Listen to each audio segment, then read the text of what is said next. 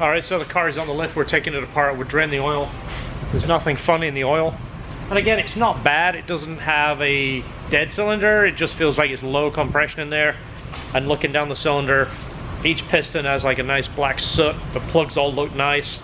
One of the cylinders just looks like the piston's a little shiny.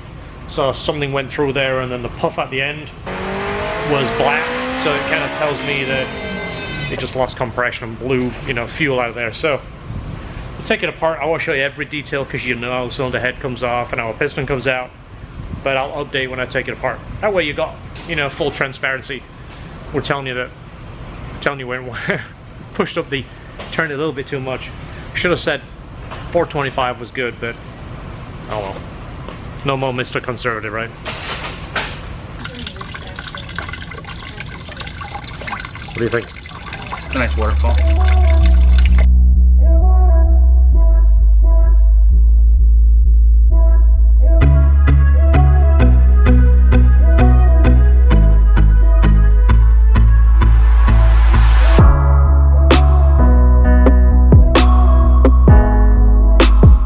So bottom view of the engine, as you see, the one suspect piston we took out, and my suspicions were a broken ring or a broken piston. George so happens to have the piston over here. It looks perfect, nothing wrong with it. If you can take that over to the welding bench, George, and just tack that little piece back in. I don't even think it needs that, is it? I don't think so. So yeah, that's what happened. Too much pressure. Broken ringland. If you look at the piston, let's have a look at the crown. So the piston is actually clean. There's no detonation. So a lot of people are going to blame the tuning. I was tuning it, so you can blame me. I was also turning up the boost controller. Actually, no, George was turning up the boost controller. It wasn't my fault, it was George's fault. So George got a little bit happy with the boost controller and just couldn't say no. We should have left it at 425 or 428, but we was like, hey, we're all excited on the dyno, we're all sniffing these fumes, let's turn her up. So 11.5 compression, and I'm not going to give you the boost number because you're going to go, what? On questionable 93 gas. Lesson learned. So we're going to drop the compression a hair. Again, we're not trying to make a ton of power, but I was like, hey, let's crank her up. Cool. So have you said why we're doing it? The car, I think he said, his car's going to an island. So we don't know who's there, what's there as far as tuning these is concerned. And customers asked for about, what, 325 to 350? I think we were originally at like 350, 375-ish. So when you get to your island and you don't know who's there to tune it, and you get tired of 350, what do? Well, we're going to set up a boost controller, so press the button on the right, you got 450. So that was our intentions. We was trying to give the customer a little bit more than what he asked for. You know, it's kind of, yeah. More of a just in case. You get tired just in case. Press the button. Yeah. Which, I mean, this car is going to rip at 400. It really will. Alright, so here I take the injectors over to Boost Lab in Tampa and have them checked, flow tested and analyzed just to make sure there is no issues with those at all. You can see that. I'll put the link to the full video. But injectors passed with flying colors, no problems at all. We've been running grams 1000 cc's for a while. But again, peace of mind just to know that that's one thing we don't have to worry about. I was quite frustrated. It's now 10:30 Saturday. We paid for Saturday morning delivery, which is supposed to be guaranteed before 10:30, and I got here at 7 o'clock because it's supposed to be, you know, most of the time the AM deliveries are early. Well, that kind of sucks. So for 3.5 hours we've been sweeping up, cleaning up, building stuff, looking at the hatch. This is kind of frustrating, so hopefully they don't let us down. Hopefully we can put this car back together. Well, I've been tracking this since I got here, and it keeps saying if you do the automated system, severe weather conditions have delayed it, blah blah blah. Well, it came to Tampa 8:49, which is late. That's the departure scan, and then it came to Clearwater, which is our nearest distribution, and as of 10:26 it says out for delivery, which that was 4 minutes ago.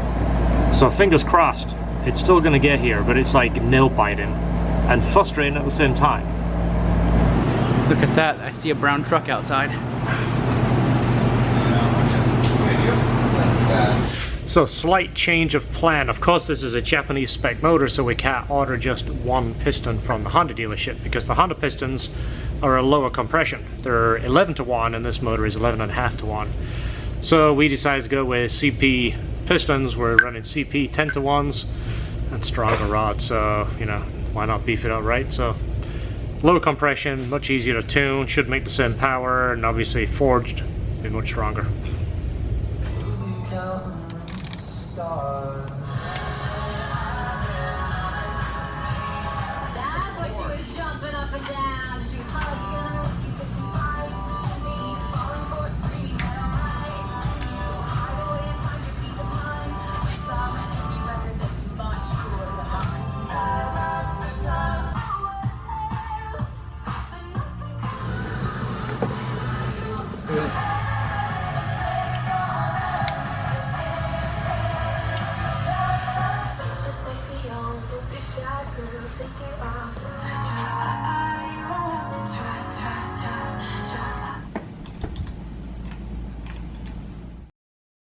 Okay, back together, all except the front bumper of course, but the injectors are off right now. We're going to go ahead and prime it, which that means build some oil pressure before it has a chance to run. Give the motor a chance to turn around, everything, start to get a fresh coat of oil. Ready? Yep. Any fuel leaks? No. Doesn't sound like it.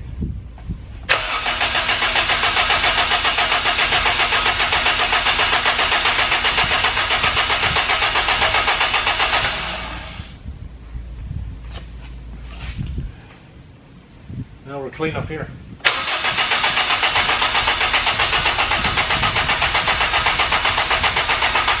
Light went off. That's always a good sign. That didn't take much to build some oil pressure either. No. You see number one's kind of under. Yeah. I'll just clip them on for right now and then we'll make them pretty. Still got to wipe this down. It's got fingerprints, dust on it.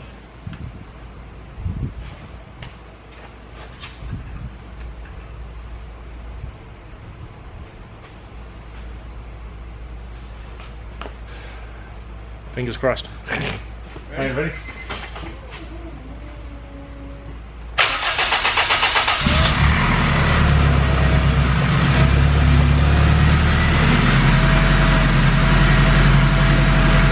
Piece of cake.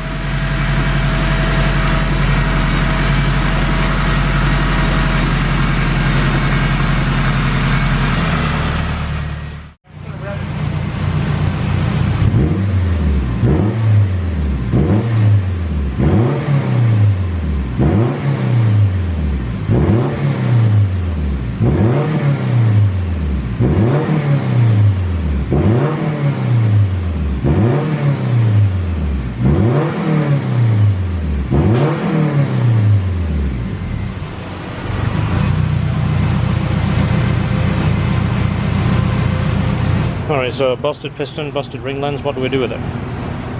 Make it into a coat hanger? Yeah. Let's hang on our wall of shame.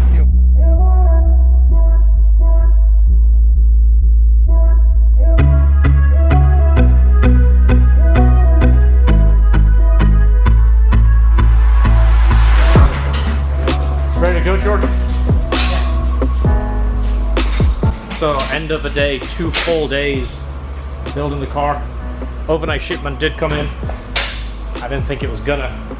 Car runs good. We've got to break it in, do a little bit of driving up and down the street, and next week we'll get it on the dyno, finish tuning it, and make sure it's A-OK. Thanks for watching.